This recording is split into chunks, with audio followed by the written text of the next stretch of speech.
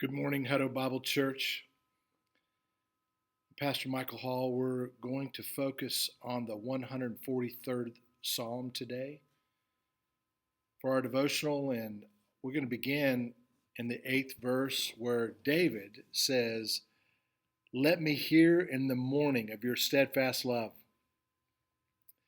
for in you I trust. Make me know the way I should go, for to you I lift up my soul."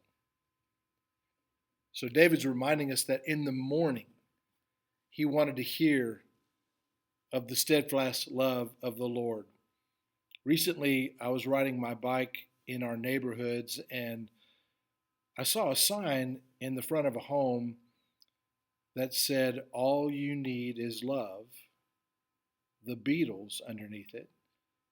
And I'd seen this sign several times when I drove by and on my bike. And so one morning, the gentleman was in the yard and I struck up a conversation with him. And I'm a little bit older than him, but this is a song from the Sgt. Pepper album, the famous Beatles album.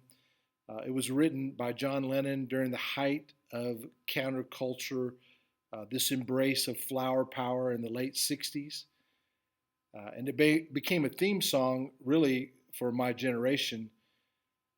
And one of the verses begins by saying, "There's nothing you can do that can't be done. There's nothing you can sing that can't be sung. There's nothing you can say, but you can learn how to play the game. It's easy. All you need is love." And on the surface, it sounds okay, but here's the problem with that verse, and here's really the problem with that song. Love, the steadfast love that David's writing about, is not easy. It's very, very difficult. It's very costly. It's very precious and priceless. David goes on to write in this psalm, if you'll pick up with me in the 11th verse, he says, "For your name's sake, O Lord, preserve my life. In your righteousness, bring my soul out of trouble." And then don't miss this in the 12th verse. "And in your steadfast love, you will cut off my enemies, and you will destroy all the adversaries of my soul, for I am your servant."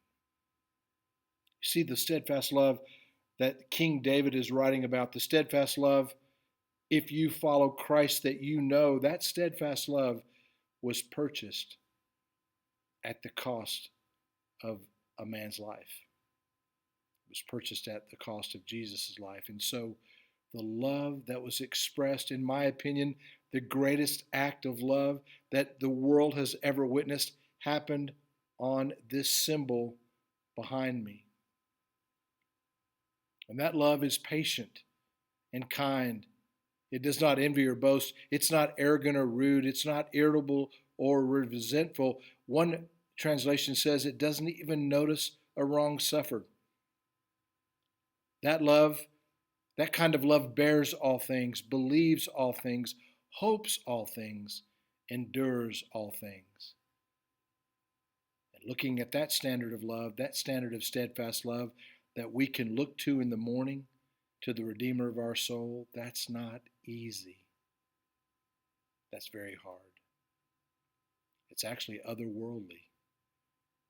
But it's what will get us through the times when we need to hear from the Lord, the times when our enemies surround us and we're pressed in on all sides, the times when we just need to know that our God exists and that we lift up our very soul to Him. That's the kind of love that the world needs. And I pray that today that you know that kind of love and that you experience it, and that in the morning you can reach out to the one who provides that love. May God richly bless you this day.